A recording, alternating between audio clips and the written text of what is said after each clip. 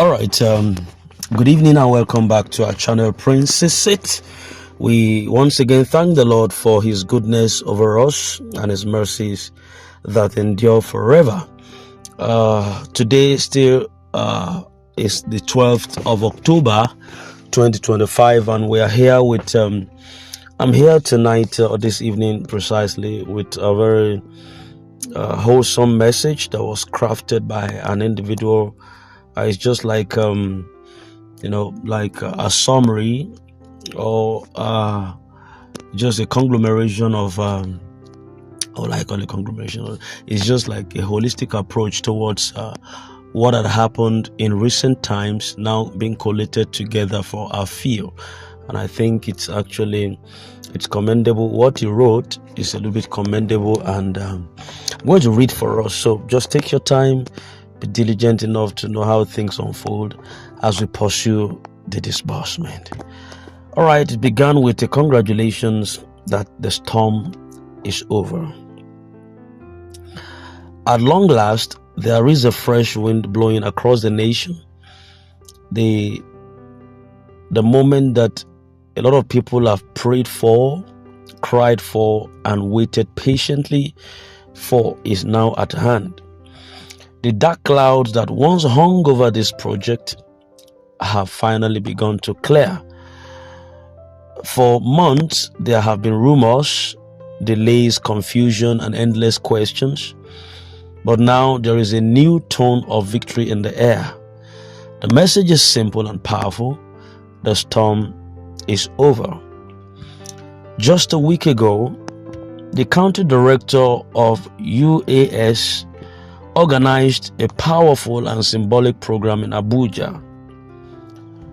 It was a prophetic and historic gathering that marked the beginning of something great. During this event, 120 trumpets were blown to herald what was about to happen in Nigeria. That moment represented a divine signal of breakthrough, a loud announcement that the time for financial liberation had finally come.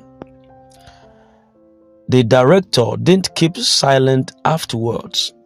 He boldly confirmed in his interview on Kakaki AIT that disbursement was set to begin this very week. The statement actually reignited hope again among millions who had been waiting for so long. As expected, major high-level meeting followed immediately after the announcement. On Tuesday and Wednesday, powerful deliberations were held concerning tax deductions on the disbursement fund. The federal government insisted that a portion of the fund should be taxed before being distributed to the masses. This became a heated point of discussion and controversy. The authorities eventually agreed to this demand, not because they wanted to delay the process, but to ensure that there would be no further obstacles or excuses from the government side. However, shortly after this agreement, another issue arose. The federal government became reluctant to provide security for the visiting IMF officials who had arrived for the purpose of disbursing the fund. These officials were already in South Africa, waiting for Nigeria's approval and security clearance before entering the country.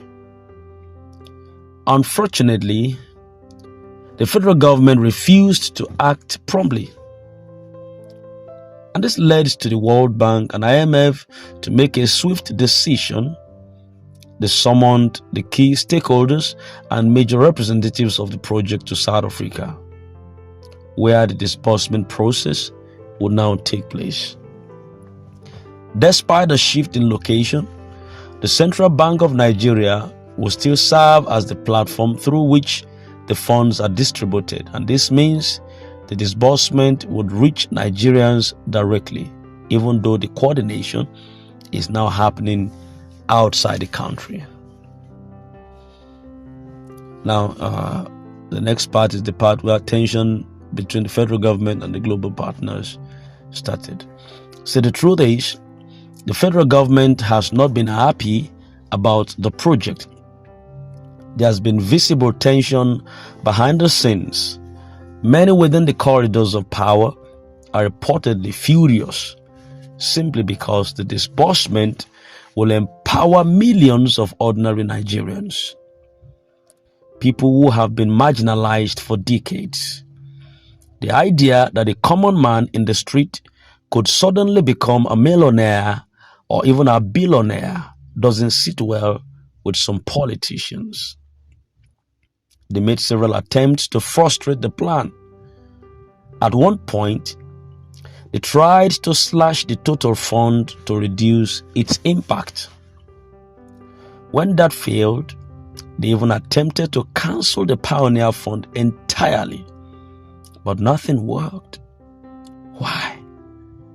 Because as many believe, the finger of God is in the project. Don't go anywhere. We'll be right back after this timeout.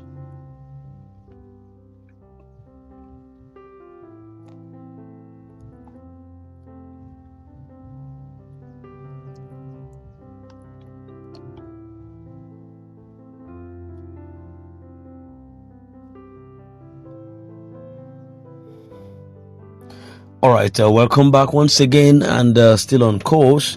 Yes, before we left off, it was said that the federal government tried to cancel the Pioneer Fund entirely, but it never did work out because, as many believed, the finger of God is on this project. And truly, God has been using certain key figures, notably the former president Olusegun Obasanjo and Dr. Ngozi Okonjo-Iweala, Director General of the World Trade Organization, to defend the interest of the masses. Their involvement has brought legitimacy, strength, and direction to the process. It is now clear that this project cannot be stopped. Every major document has been signed by the federal government, the World Bank, the International Monetary Fund, the United Nations, the International Court of Justice, and even other African countries that are connected to this great initiative. And this means that the project has gone far beyond Nigeria's borders. Because of the nature of these agreements, the federal government has no legal power to stop the process. The most they can do is to delay it. And they already tried that earlier this week. They invoked the Tax Reform Act, which President Tinubu signed into law in June 2024. Even though it was originally meant to take effect from January 2026, they brought it forward suddenly, perhaps as a last-minute strategy to slow down the disbursement. But that attempt has failed too. The World Bank and IMF are now in full control, and the green light is expected any moment from now. Now, why is the World Bank pushing so hard? The World Bank has made it clear that its goal is to ensure that this fund is released without further delay. Their mission has always been to end extreme poverty and boost shared prosperity across developing nations. They are deeply committed to seeing Africa rise, and Nigeria is one of the key countries in this plan. Financially, the support comes in various forms: low interest loans, zero interest credits, and grants, all designed to uplift developing nations. Since 1958, the World Bank has been supporting Nigeria through two key branches. Number one, the International Development Association, IDA, and secondly, the International Bank for Reconstruction and Development, IBRD. And over the decades, these institutions have financed countless developmental projects in Nigeria, from infrastructure to agriculture, education, and health. But this particular project stands out because of its direct empowerment nature. It is not just about government contracts or state-level development. It's about directly changing the lives of individuals and families across the nation. For months, people have asked the same question on this long wait, which is getting finally over. When will the disbursement happen? Every week seemed to bring new updates, but also new disappointments. A lot of people became tired of hearing soon, yet, as the saying goes, whatever has a beginning must surely have an end. And now the end of the waiting season has come. The week's event marked the final turning point. The government has already done its worst, and yet the project is still standing strong. And that means that there is nothing left to stop it. From the latest intelligence gathered this week, the delays officially over with, and all the necessary approvals have been finalized, and all that remains is the World Bank's formal order to commence. That order could come any moment from this weekend. To crown it all, the former president Olusegun Obasanjo confirmed the readiness of the fund in his speech at the Bauchi State Economic and Investment Summit held on Thursday, where he boldly announced that the fund to develop Africa is available.